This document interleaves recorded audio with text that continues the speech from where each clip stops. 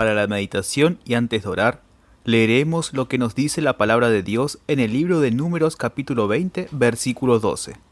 Y Jehová dijo a Moisés y a Aarón: Por cuanto no creísteis en mí, para santificarme delante de los hijos de Israel, por tanto, no meteréis esta congregación en la tierra que le he dado. Teniendo en cuenta este versículo, oremos para pedir sabiduría de lo alto, para poder comprender la lección que estudiaremos este sábado.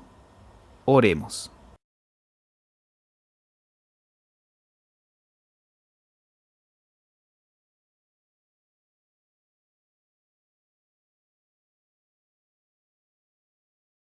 Seguidamente, escucharemos las voces de algunos hermanos que han colaborado en el desarrollo de la lección de esta semana.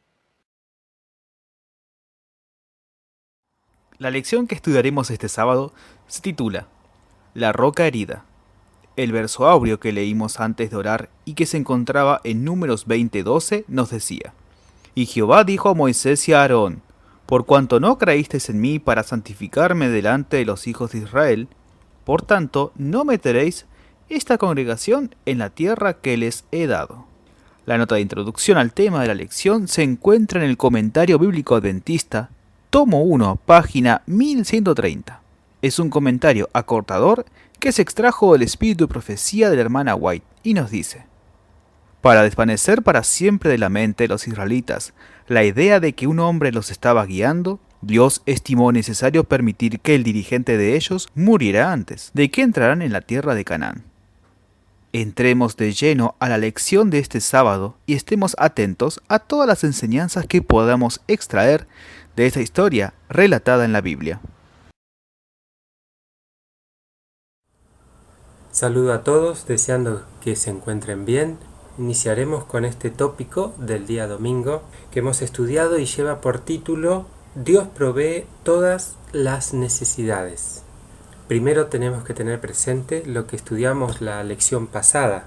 Se había nombrado las bendiciones que Dios había dado al pueblo de Israel, como por ejemplo se vio que la columna de nube y a su vez la columna de fuego estuvo siempre presente con ellos, como también se le había dado maná.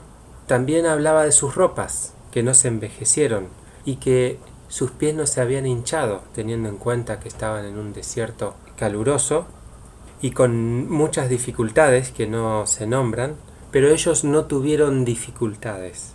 También habíamos visto que los había sacado con plata y oro, y no hubo enfermo entre ellos. O sea que Dios les proveía todo lo necesario para su bienestar. Y en este momento, recordando esto, entonces pasamos a la primera pregunta de este tópico, que nos dice: ¿cómo se les suministró agua a los israelitas durante su peregrinaje por el desierto? En el texto de Salmos es muy claro, dice que abrió la peña y corrieron ríos. Isaías también nos relata de lo mismo, dice que partió la peña de donde surgió agua. En la nota destacamos la oración que dice: durante todas sus peregrinaciones, doquiera fuese necesario, un milagro de la misericordia de Dios les proporcionó agua. La pregunta B nos dice quién era la fuente de todas sus bendiciones, tanto temporales como espirituales. Y nos lleva a un versículo muy importante que nos habla de la compañía de Dios para con su pueblo. Y algunos detalles más que leemos. Y todos bebieron la misma bebida espiritual, porque bebían la roca espiritual que los seguía, y la roca era Cristo. Es interesante que vemos que Cristo estaba presente. Claro, todavía no había tomado la forma humana, no se había encarnado, pero Cristo mismo estaba presente y los dirigía. Y Él era quien le daba todas sus bendiciones. Incluso el versículo nos habla de la bebida espiritual. La instrucción espiritual era dada también por Cristo. Son aspectos muy interesantes de este versículo. En la nota podemos encontrar algunos puntos muy interesantes.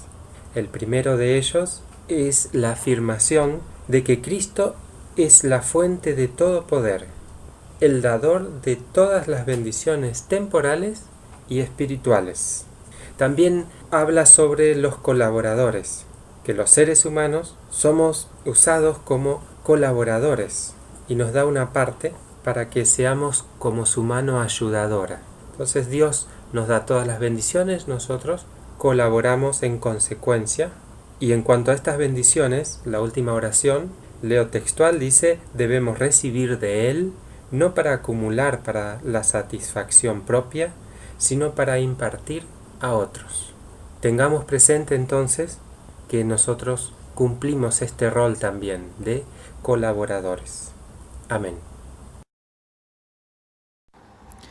Feliz sábado, hermanos. Vamos a estudiar la lección, el tópico 2, perteneciente al lunes 25 de mayo, titulada La fe del pueblo puesta a prueba. La pregunta A nos dice: ¿qué prueba de fe tuvo el pueblo de Dios cuando volvió nuevamente a Cades? ¿Y cuál fue su reacción? En el libro de Números, capítulo 20, versículos del 1 al 5, nos cuenta: Y llegaron los hijos de Israel, toda la congregación, al desierto de Sin, en el mes primero, y asentó el pueblo en Cades, y allí murió María, y fue allí sepultada. Y como no hubiese agua para la congregación, se juntaron contra Moisés y Aarón.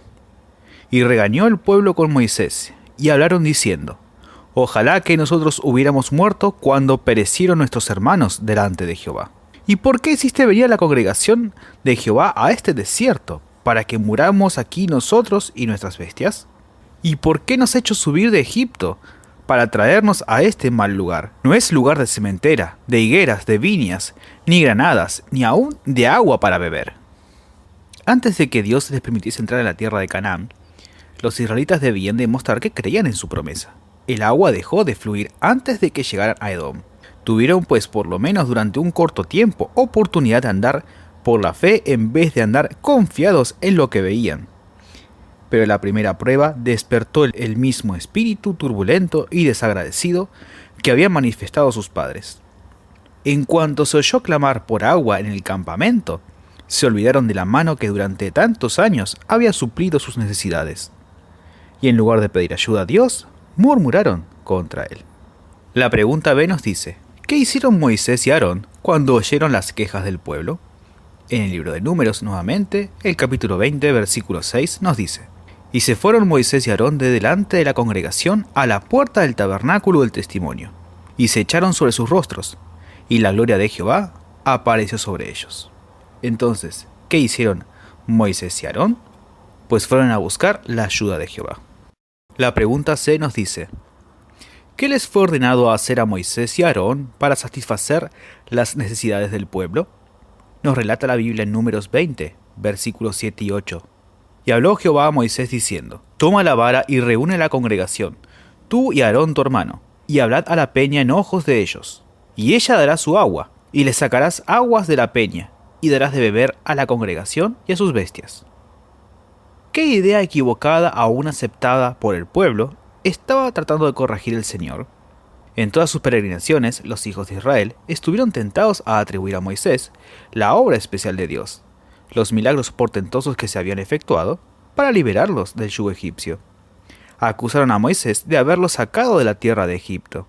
Era cierto que el Señor se había manifestado maravillosamente a Moisés, lo había favorecido, especialmente con su presencia. Pero el Señor había dado una prueba tras otra de que era Él mismo quien estaba trabajando para la liberación de ellos. Comentario bíblico adventista del séptimo día.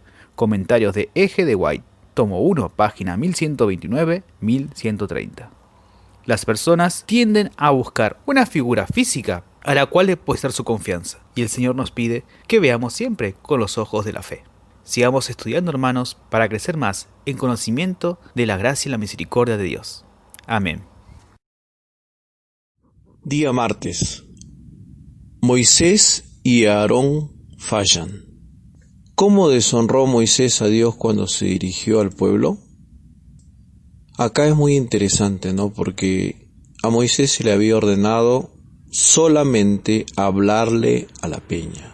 Pero el pueblo presionó tanto a Moisés como a Aarón, que ellos perdieron el control. Entonces dice: Moisés alzó su mano y con la vara golpeó la peña 2 veces. Salieron muchas aguas, sí, pero mostró un acto temerario. Ese acto temerario restó fuerza a la lección que Dios se proponía enseñar, ya que la roca era un símbolo de Cristo y que había sido herido una vez, ¿se acuerdan? Hace 38 años atrás, en el mismo lugar, cuando le fue ordenado a Moisés que hiriera la peña. Ahí Moisés hirió la peña la primera vez, pero esta segunda vez, después de 38 años, nuevamente en el mismo lugar, la segunda vez solamente bastaba hablar a la roca. Al herir la roca por segunda vez se destruyó el significado de esta bella figura de Cristo. Y lamentablemente Moisés y Aarón se habían arrogado un poder que solo pertenece a Dios. La pregunta B: ¿qué castigo recibieron Moisés y Aarón? Dios les dijo a Moisés y Aarón: por cuanto no han creído en mí para santificarme ante los ojos de los hijos de Israel, ustedes no podrán hacer entrar toda esta congregación a la tierra que le ha sido prometida. En esta ocasión, Dios no dictó juicio contra los impíos, contra el pueblo impío, cuyo procedimiento inicuo había provocado tanta ira en Moisés y Aarón, sino que toda la reprensión cayó sobre estos dos jefes longevos. Ellos se habían sentido agraviados y no habían tenido en cuenta que las murmuraciones del pueblo no eran contra ellos, sino contra Dios. Al mirar a sí mismos y apelar a sus propias simpatías, habían caído inconscientemente en pecado. Y no expusieron al pueblo la gran culpabilidad en que habían incurrido ellos, el pueblo, ante Dios. Y entonces, ahora Moisés ora a Dios y pide, pero Dios le dijo que subiera a la cumbre del Pisga, que viera con sus propios ojos a los 4 lugares, al occidente, al oriente, al norte y al sur. Míralo, porque no vas a pasar de este Jordán. ¿Cuál fue la razón por la que pasó esto? De que Dios no le permitió ni a Moisés ni a Aarón entrar. Primero, porque su pecado fue un pecado público. Segundo, si Dios lo pasaba por alto, se podría pensar que hay una excusa por el pecado. Y finalmente, además, debía quedar claro que Dios no hace acepción de personas. Amén. Buenos días y feliz sábado a todos nuestros apreciados oyentes. El día miércoles 27 de mayo estudiaremos la lección que lleva por subtítulo La roca herida, un símbolo. La pregunta A nos dice: ¿de quién era la roca herida un símbolo y por qué estaba mal volver a golpear la roca? La cita de Isaías 53, 3 al 5 nos dice lo siguiente: despreciado y desechado entre los hombres, varón de dolores, experimentado en quebranto, y como que escondimos de él el rostro, fue menospreciado y no le estimamos. Ciertamente llevó él nuestras enfermedades y sufrió nuestros dolores, y nosotros le tuvimos por azotado, por herido de Dios y abatido. Mas él herido fue por nuestras transgresiones y molido por nuestros pecados. El castigo de nuestra paz fue sobre él, y por su llaga fuimos nosotros curados. La roca era un símbolo de Cristo mismo, y por esto era tan importante que esta roca fuera golpeada una sola vez. Él quería que en la mente del pueblo de Israel quede impregnada esta preciosa verdad, que él iba a venir a este mundo e iba a morir una vez en rescate por la humanidad. Quería que ellos comprendieran que él era el que los guiaba, que él era la roca de su salvación y que de él brotaba el manantial de la vida eterna. La nota nos dice que la roca herida era una figura de Cristo, y mediante este símbolo se enseñaban las más preciosas verdades espirituales. Así como las aguas vivificadoras fluían de la roca herida de Cristo, herido de Dios y abatido, herido por nuestras rebeliones, molido por nuestros pecados, fluye la corriente de la salvación para una raza perdida. Como la roca fue herida una vez, así también Cristo había de ser ofrecido una vez para agotar los pecados de muchos. La pregunta B nos dice: ¿en qué ocasión y cómo era celebrado el flujo del agua de la roca por el pueblo judío en los días de Cristo? Entonces, una vez que el pueblo de Israel se asentó en la tierra prometida, se empezó a celebrar esta fiesta, ¿no?, que coincidía con la celebración de la fiesta de las cabañas. Nos dice que por 7 días los sacerdotes salían al estanque de Siloé y allí sacaban agua en un recipiente de oro. Esta agua era conducida al templo y se rociaba sobre el altar del holocausto. Toda esta ceremonia se llevaba a cabo en medio de un clima festivo, de júbilo, en el cual se tocaban instrumentos, se tocaba la trompeta y se iba cantando, ¿no? Entonces era una fiesta muy solemne y muy alegre, ¿no? En los días de Cristo, Cristo mismo acudió a esta fiesta. Y nos dice que allí, el texto de Juan 7:37 al 39, Cristo dice que en el último día, el gran día de la fiesta, Jesús se puso en pie y alzó su voz, diciendo: si alguno tiene sed, venga a mí y beba. El que cree en mí, como dice la Escritura, de su interior correrán ríos de agua viva. Ahora el Salvador, en aquel día, se para, se pone en pie, dice, y extiende un llamado de invitación.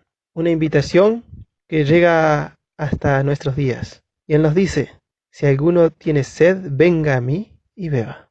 Nos invita a beber de este manantial de salvación. Nos invita a creer en Él. El que cree en mí, dice, como dice la Escritura, de su interior correrán ríos de agua viva. Hoy Cristo nos hace esa invitación a cada uno de nosotros y nos invita a creer en Él, a tener fe en Él, a acudir a Él en busca de aquella agua viva. Si nosotros aceptamos esta invitación, seremos una bendición para todos los demás. No solamente seremos bendecidos nosotros, sino que dice que de nuestro interior correrán ríos de agua viva. Qué hermoso mensaje. Que la gracia de Dios y su Santo Espíritu nos acompañe. Que podamos comprender estas preciosas verdades. Cristo quiere salvarnos a cada uno de nosotros. Él murió en la cruz del Calvario por cada uno de nosotros. Y ahora nos hace esta hermosa invitación. Acudamos a Él. Que Dios nos bendiga. Amén. Muy buenos días, es un gusto poder saludarlos en esta preciosa mañana de Santo Sábado. Y qué alegría poder compartir con ustedes en esta oportunidad un estudio tan precioso como lo es de las Sagradas Escrituras y de nuestra lección de escuela sabática. En esta oportunidad vamos a recordar el tópico número 5 que perteneció al jueves 28 de mayo, titulado Una lección para nosotros. Vamos entonces a considerar rápidamente las consignas y vamos a ver cuál es la lección que necesitamos aprender. ¿Qué lección debemos aprender del error de Moisés? Es lo que nos hace la pregunta de la primera consigna, Salmo 106:33. Dice así el versículo: porque hicieron se revelase su espíritu como lo expresó con sus labios. Esto dice el texto.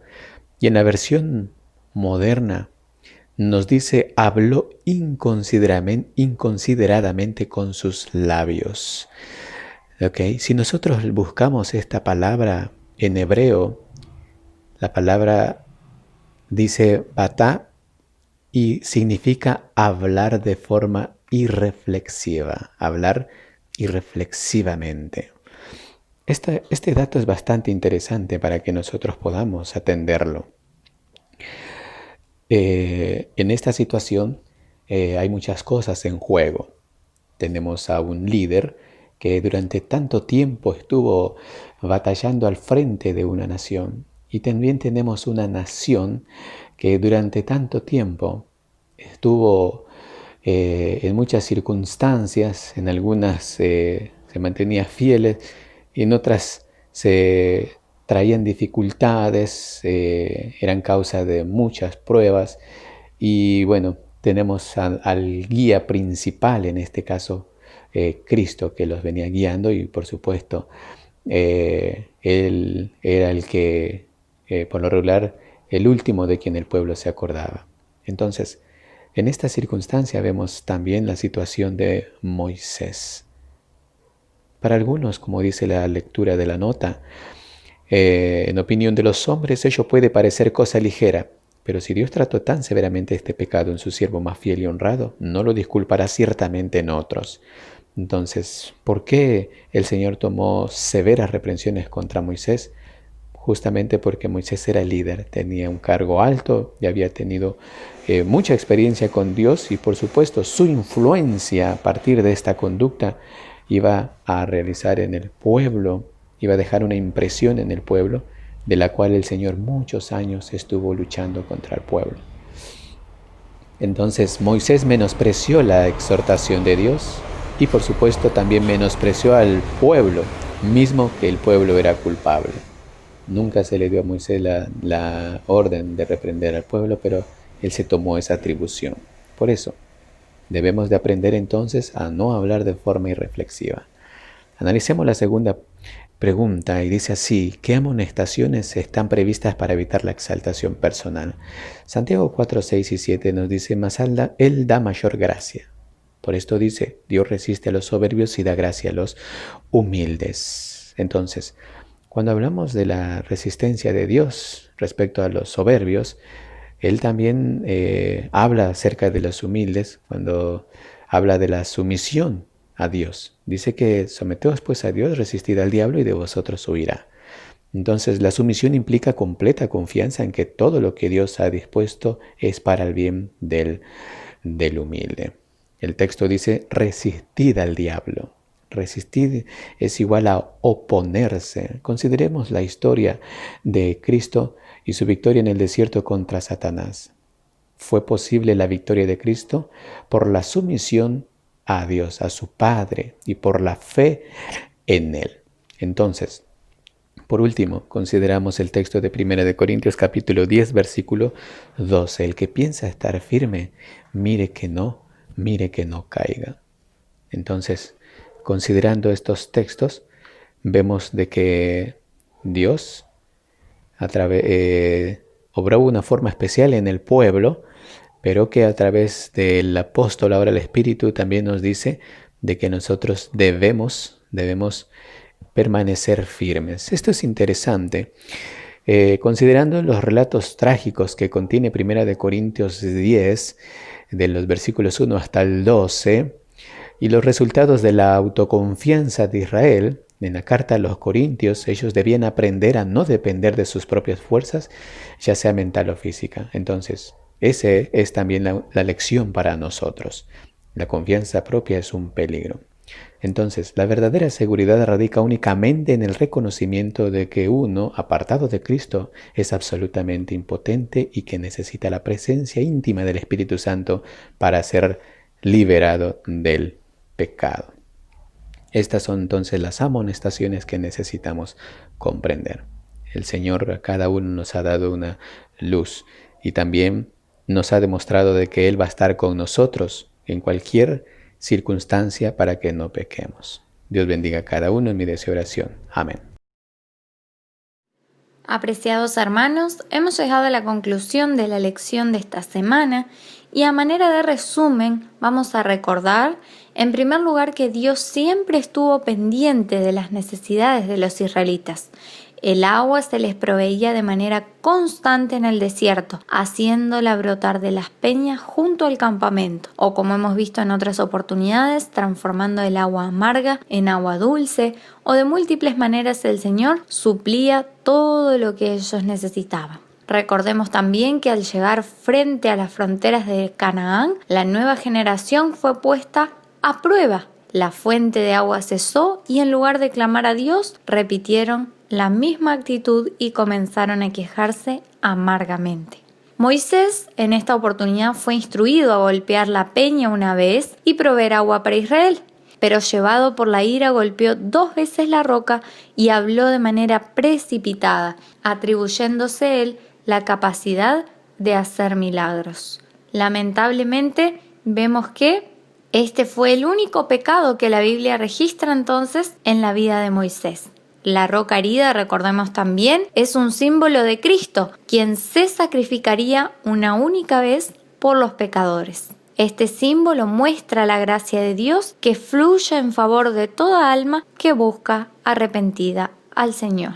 El hablar de manera precipitada y al ser llevados por la ira, Moisés y Aarón fueron castigados de manera severa, negándoseles el acceso a la tierra de Canaán. Dice el espíritu de profecía que a veces la obra de toda una vida no puede remediar un único pecado cometido. Y esto fue lo que aconteció con los 2 líderes de Israel. Vemos que entonces Dios no hace acepción de personas y se cumple el que pecare, ciertamente morirá. Que Dios nos ayude para poder retener todas las lecciones que hemos aprendido esta semana y que sean de ánimo y de guía para nuestra vida espiritual. Es mi deseo y oración. Amén.